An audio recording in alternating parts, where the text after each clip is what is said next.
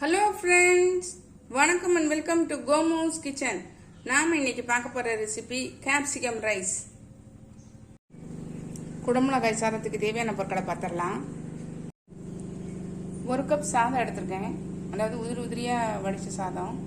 நீங்கள் எந்த ரைஸ்னாலும் எடுத்துக்கலாம், பாஸ்மதி ரைஸு இல்லைன்னா நம்ம சாப்பாட்டுக்கு டெய்லி யூஸ் பண்ணக்கூடிய ரைஸு, பச்சரிசி, எதுனாலும் எந்த சாதம்னாலும் நீங்கள் எடுத்துக்கலாம். ஒரு பெரிய குடமிளகாயை நீல வாக்கில் கட் பண்ணி வச்சுருக்கேன். ஒரு மீடியம் சைஸ் உருளைக்கிழங்கு நீல வாக்கில் கட் பண்ணி வச்சுருக்கேன்.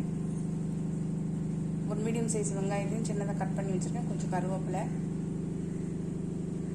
ஒரு 1/4 மூடி தேங்காவை சின்னதாக கட் பண்ணி வச்சுருக்கேன். ஒரு சின்ன துண்டு இஞ்சி, ஒரு சின்ன துண்டு பெருங்காயம், 3 பச்சை மிளகாய் எடுத்து வச்சுருக்கேன். பச்சை மிளகாய் காரத்துக்கு ஏற்ற நீங்கள் கூட்டியோ குறைச்சோ சேர்த்துக்கலாம். 1/2 டீஸ்பூன் கடலைப்பருப்பு, 1 டீஸ்பூன் நிலக்கடலைப்பருப்பு, 1/4 டீஸ்பூன் மஞ்சள் தூள். அடுப்பில் பேன் போட்டிருக்கேன், கொஞ்சம் எண்ணெய் விட்டுக்கிறேன்.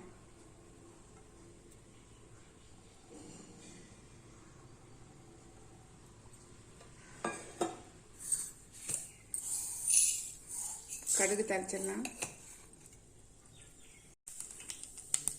கடலைப்பருப்பு நிலக்கடலைப்பருப்பு 2 சேர்த்துடுறேன்.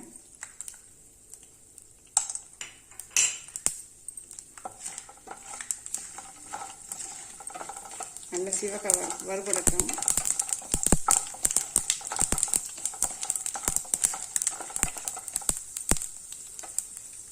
இந்த ஸ்டேஜில் வெங்காயமும்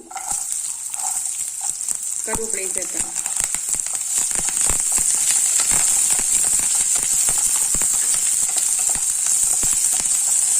கண்ணாடி மாதிரி வதங்கினா போதும்.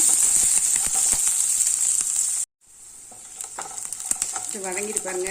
நம்ம இந்த ஸ்டேஜில் உருளைக்கிழங்கு, கேப்சிகம் 2 சேர்த்துடலாம்.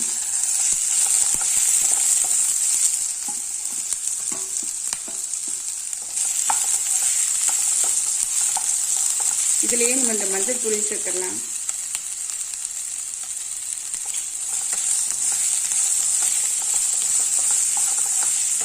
நல்லா வதங்கட்டும். இது வதங்கிட்டு இருக்க நேரத்தில் நம்ம மசாலா ரெடி பண்ணிடலாம்.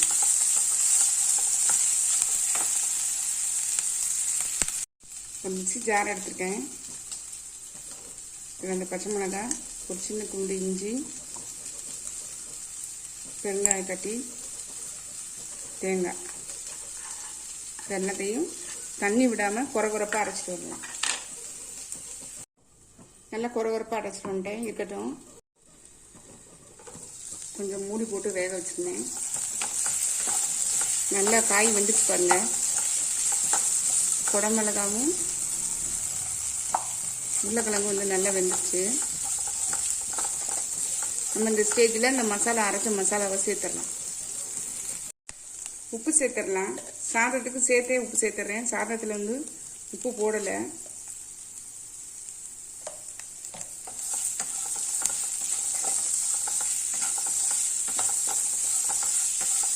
கொஞ்சம் வதங்கட்டும். நம்ம இந்த ஸ்டேஜில் இந்த மசாலா சேர்த்துடலாம்.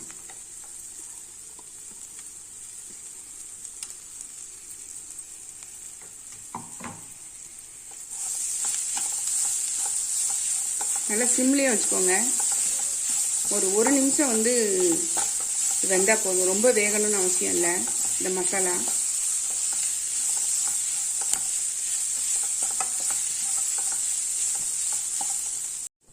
நம்ம இந்த ஸ்டேஜில் ரைஸை சேர்த்துடலாம்.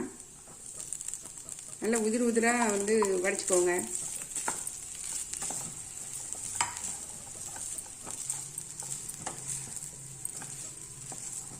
கலந்து விட்டுருங்க. சூப்பராக ரெடி ஆகிடுச்சு பாருங்க நம்மளுடைய சாதம்.